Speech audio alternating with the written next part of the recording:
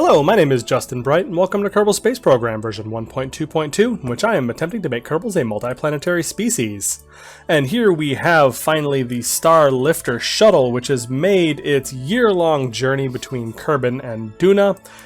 We took a pretty circuitous path up and over the orbit of Duna, as you can see, which added a whole bunch of time but allowed us to decrease the amount of energy we would need in the transfer between Kerbin and Duna. But we are finally there. I feel like we've kind of, messed around with other things quite enough, don't you?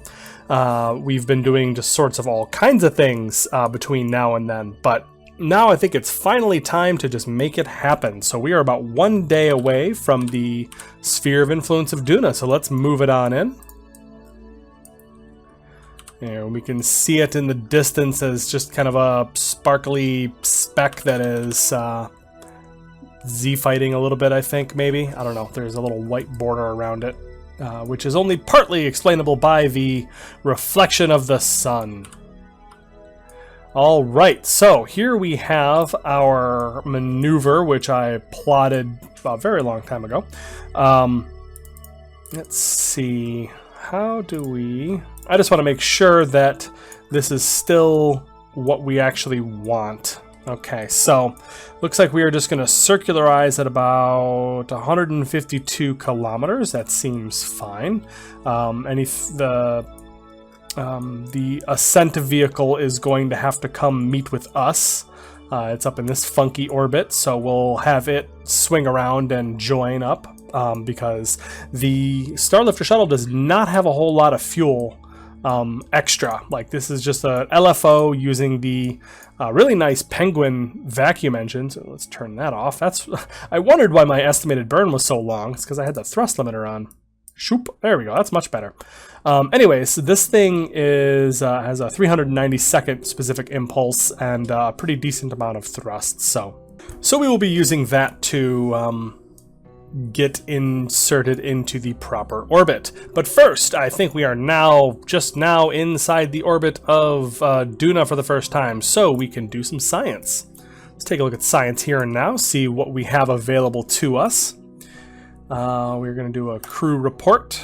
Planet is very red and appears to have deep brown furrows across the surface. There does appear to be some kind of ice at both poles, though. That's very nice, very exciting. We can process that. We still have a science thinger here, making us some science, which we're using for money now. So it's not actually super duper useful, but there's no reason not to collect it. So go ahead and get that and send that off, and then it says, yeah, it goes right into funds. So 2,000 funds for 20 science is, I mean, it's small potatoes based on what we're actually getting these days, but that's fine. All right, so we've completed all the science, done all the processing, and have moved all of it into the Orca command module. And so now we are gaining 8.3 science per day, which is a pretty significant increase over what we had before. And now we can just go ahead and clean these experiments out. Slowly. Yes, so there we have that, and now we can also have Jai Kerman jump out of the ship, perform her EVA report, and jump back in. Review, process. Where'd you go?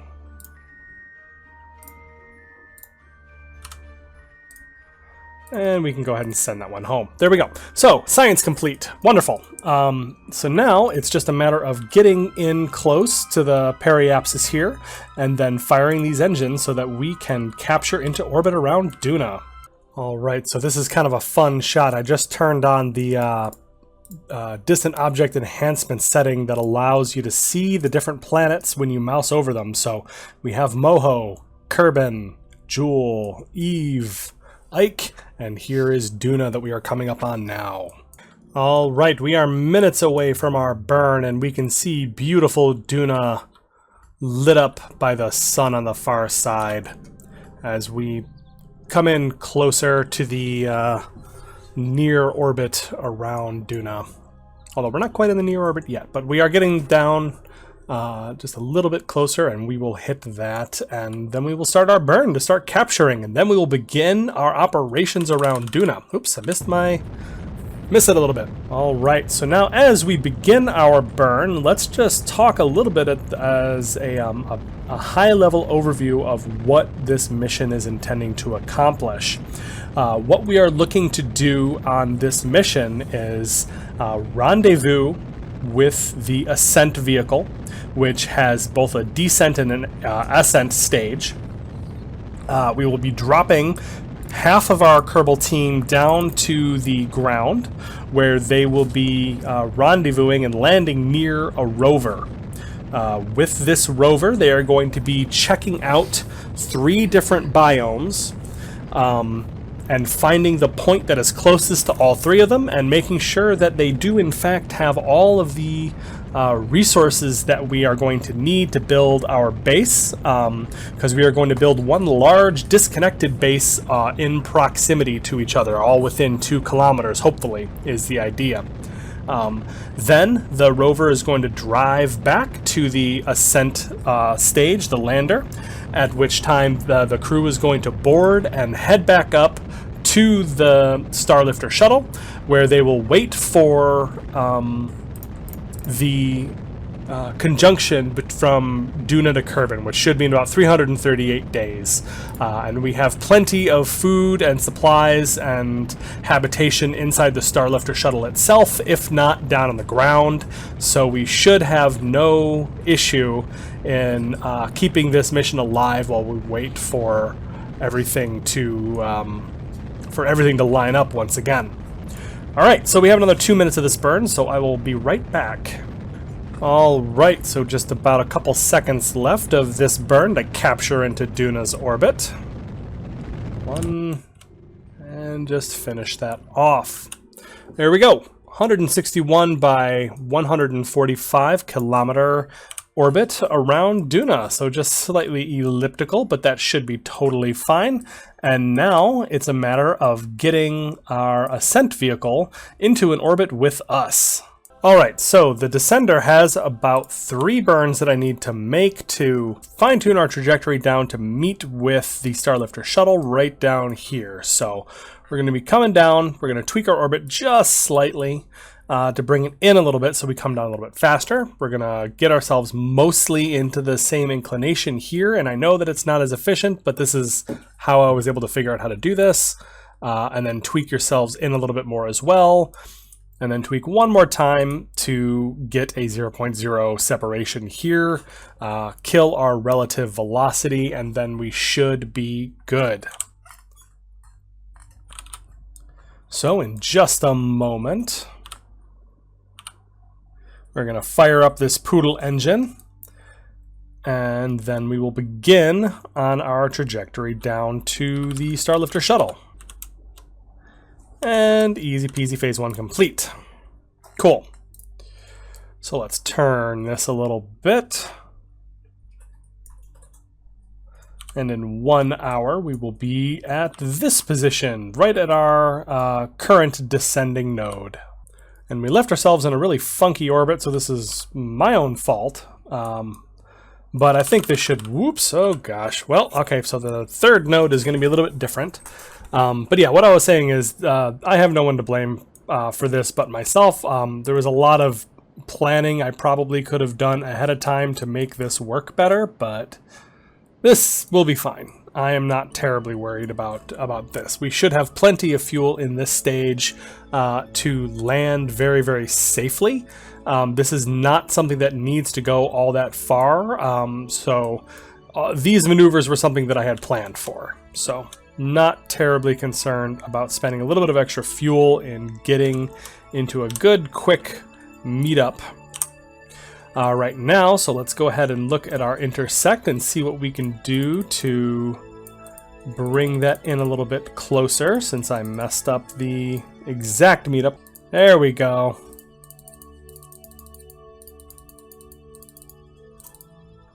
Point 1. That's fine. Let's do that. Alright, being much more careful this time. 2, 1, burn. Alright, just a couple more meters per second to get ourselves into our final intercept trajectory with the Starlifter Shuttle. Beautiful. Alright, so turn on our RCS to just make sure we are... Which way would be better? Looks like neither way is having any effect. I thought I would be able to get that back down to 0.0, but honestly 0.1 is just fine. Okay, so we are actually almost there even now, so let's go ahead and turn. We want to make sure we don't slam into anything. And begin slowing down and matching our target's velocity. Alright, so we should be meeting it in 9 seconds. 8, 7, 6, and we can see it. 4, 3, 2, flying past, huzzah! Darn it. Oh no, we're still close. Alright, there we go. That was pretty good. Alright, so let's put ourselves onto approach.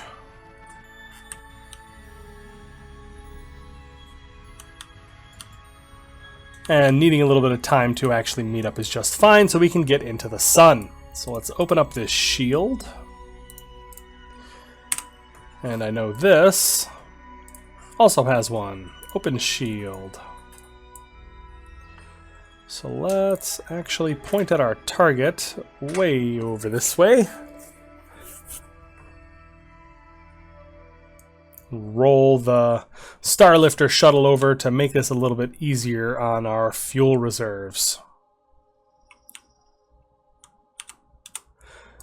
Because the Starlifter Shuttle has no rendezvous capability. It does not have anything that, any RCS or anything that would actually allow it to do any rendezvousing. So it's all going to have to be whatever is coming to it. And wow, did I get this perfect or what?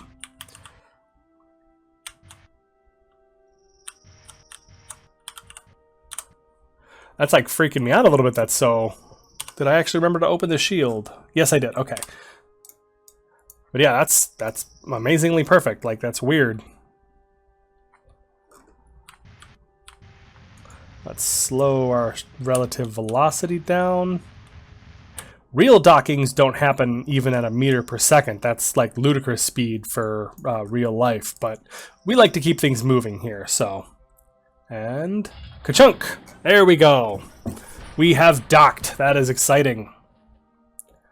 Okay, cool. So now we need to find ourselves our landing position, and that's going to be way up here. So we are going to need to push our inclination up and try to land on this geo rover. So once again, that's the reason why we have fuel in the descent stage, not so much because we, need it to land, and we will need some to land, but we will be using parachutes for a good part of it, but the biggest part of it is going to be getting ourselves to the landing site. Alright, so now that we're all hooked up, let's go ahead and save the game. And then we are going to move over our intrepid crew. And we have duplicates of everybody here, so we're going to leave our least experienced folks on board. So Dareless and Newly, they're going to stay on board and keep the engine running, so to speak. But Mad Beth is going to move over to the descent pod. And so is Jai.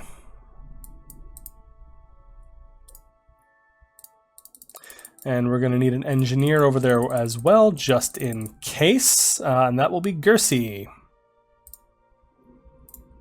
There we go. So now we have our crew ready that is going to be making the trip down to Duna's surface. So now we can just undock. And let's see how these guys are doing. So they're still very close. Is there no supplies in here? No, I don't think there's any supplies in here, but that's not going to be an issue, I don't think, either. Because they're not going to be spending time in this vessel. And their hab and home is fine, and hopefully it, gets them to the surface without exploding. But even if it we do have issues with habitation and home. We have a remote guidance unit here, which we can use to get folks down to the ground safely. Okay, so now it's just a matter of rendezvousing, or at least getting ourselves into a good place to meet up with the Geo rover on the ground. But it's nighttime, so let's go ahead and... Alright, so as you savvy folks have probably noticed when I was originally stating my bumbling plan to get down to the surface of Duna, inclination changes are expensive this close. Ka-chunk. So what I noticed is I had about 550 meters per second left, and then I took a look at what it would take to actually get to the location in one shot. So I did a little bit of this and a little bit of this and came up to... and noticed that it was harder by a lot than I had thought to get down. And just in that little haphazard look, like we have to change our inclination a huge amount to get up here. And this is a new mission requirement that I added in between when I... so I decided on that plan in between the time since I launched this mission and now. So the design is changed and I increased the amount of delta V required to actually make this landing, and I did not even consider it. I didn't even consider it as the Starlifter Shuttle was coming in. It did not even occur to me how much different that would be. So what we're going to do, I think, because once again, we're out here, like this is just kind of what we have to work with right now. So we are going to steal fuel from our return, and we're going to have to figure out how we're going to be able to get home. I think we might be able to use the warp skiff to shuttle in just enough fuel, or to steal away our Kerbal astronauts so that they don't starve out here, or something. But we'll have to figure something out because the mission is not going to be successful the way it is right now. So we are going to transfer fuel into this module here from all of these, and we are going to just fill it straight all the way up. And yeah, we're just going to have to figure out what to do from there. So, all right, we are here, so let's save the game. And here we go. Let's try this one more time, and we'll get this on the next orbit, I think. So let's +1 orbit to this, and then let's just kind of plan this out a little bit better. So we are setting ourselves up. What I'd like to do, ideally, is get ourselves in such an orbit that we want to set this up in such a way that we are moving up an inclination and then just down enough into the atmosphere to re-enter. We are going to be screaming through at incredible velocities, and we will need to slow down with our engines. And so we will need to then up more. There we go. At that point, we will slow down enough to use our parachutes, and then we will use the parachutes and the engines and to affect the final landing. All right, so that looks pretty close. Hopefully that will do. And we've refueled this stage completely, so we should be able to make that happen. And we'll just see what happens with the rest of this. Hopefully the return stage brings back... Oh, there's not much fuel in there at all. Yeah, we'll see. All right, we're a little bit more than 5 minutes ahead of our burn, so let's go ahead and make sure we have everything we need. Mad Beth, Jai, and Gersey in the pod. We have all of our supplies and everything else all ready to go.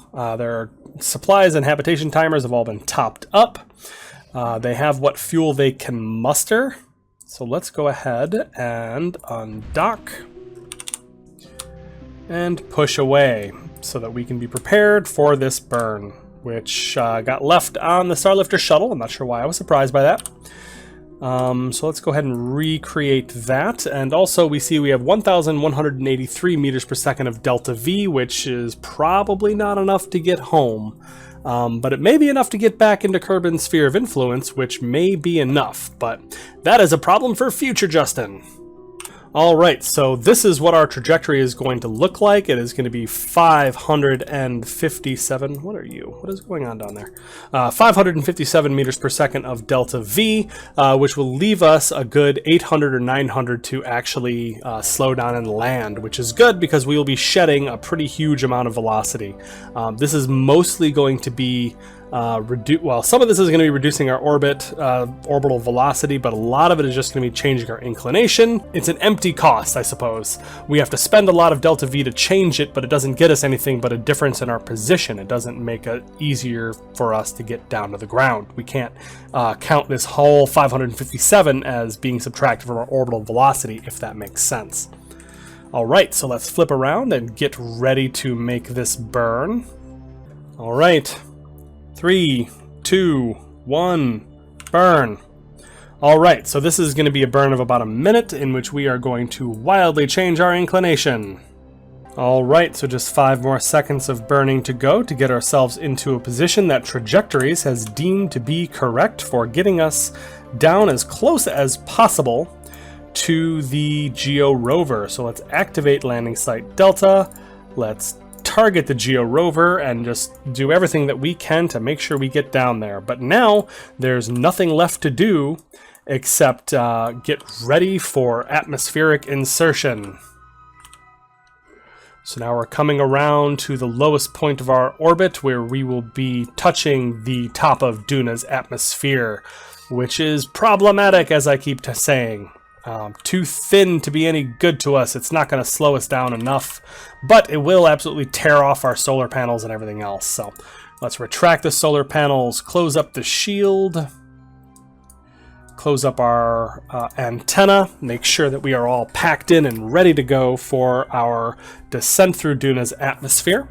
And we are going to be trying to just kind of hold position as best we can. It looks like our trajectory, with everything packaged up and ours pointed in the right direction, is going to get us just beyond the Geo rover's sight, which is perfect. That's exactly what we want. So here we go. Now we're coming down through the atmosphere. I think we are actually touching, so atmospheric pressure is increasing. Alright, so we are 2 minutes and 10 seconds away from landing site Delta, which I have been told is the Greek letter for 4, but it looks like a triangle, so that's why I chose that as our landing site. It seemed appropriate to me somehow.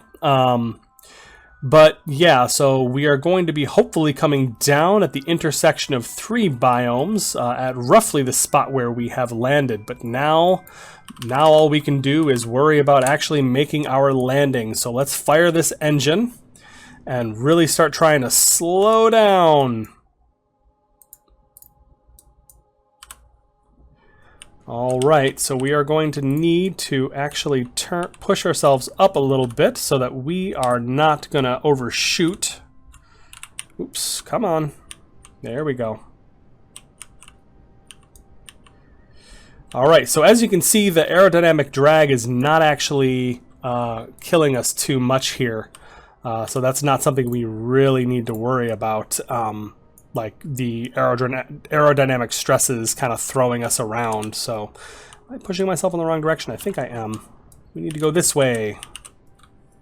What do we have left? About 200 and some meters per second of delta V. Very nice, but we would like to get a little bit closer if we can before we pop the parachutes. So let's just push this way. Alright, we're getting close now. Oops, that needs to be next. Alright, we're getting close. Parachutes! Parachutes! I didn't change where these deploy. There we go. Okay, we're deploying now. Alright, a kilometer away. That's not so bad.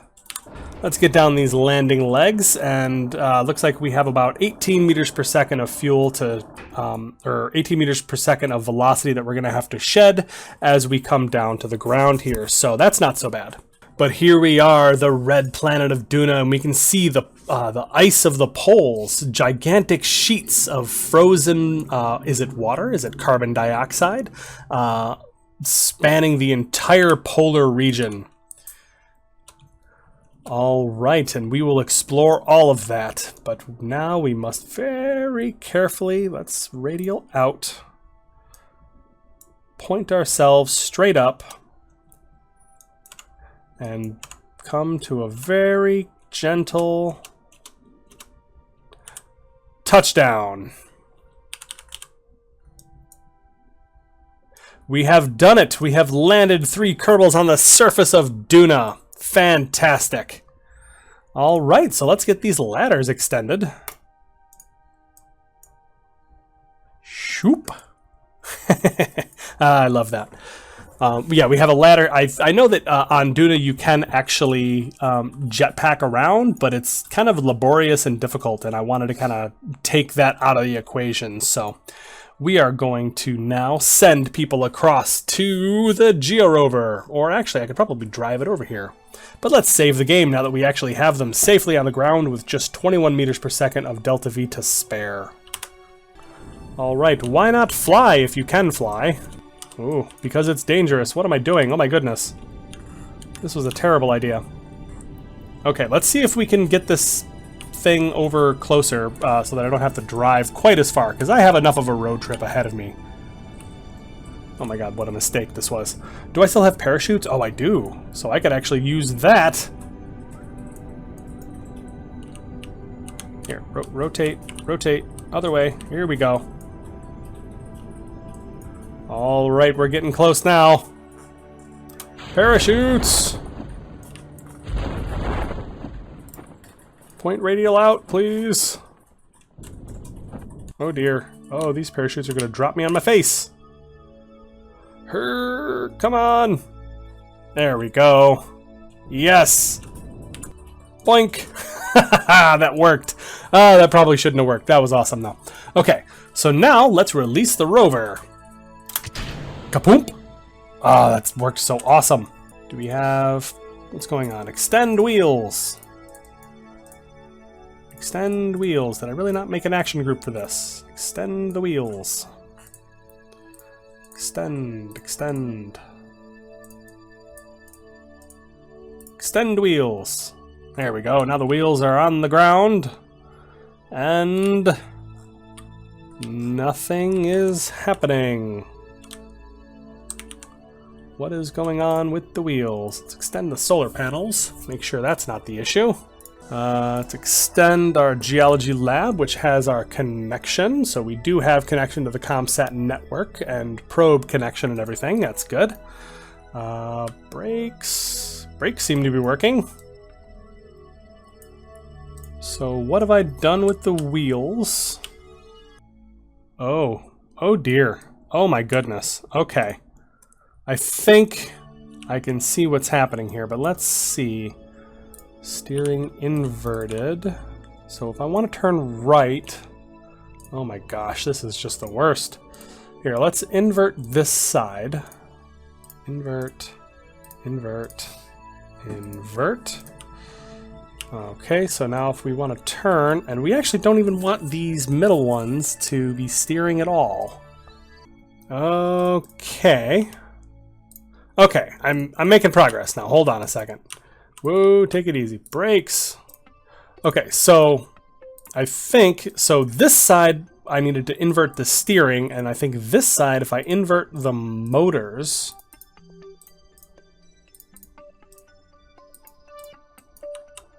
and then turn off the brakes, and there, now we seem to be making some kind of slow progress.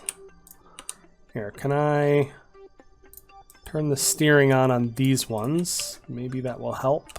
Whoops, now I'm not turning in the right direction, so let's uninvert the steering on these. Yeah. Yeah. All right. We seem to be driving. Are you not extended? Are you just raised up real high? Okay, we're fine. All right, so now...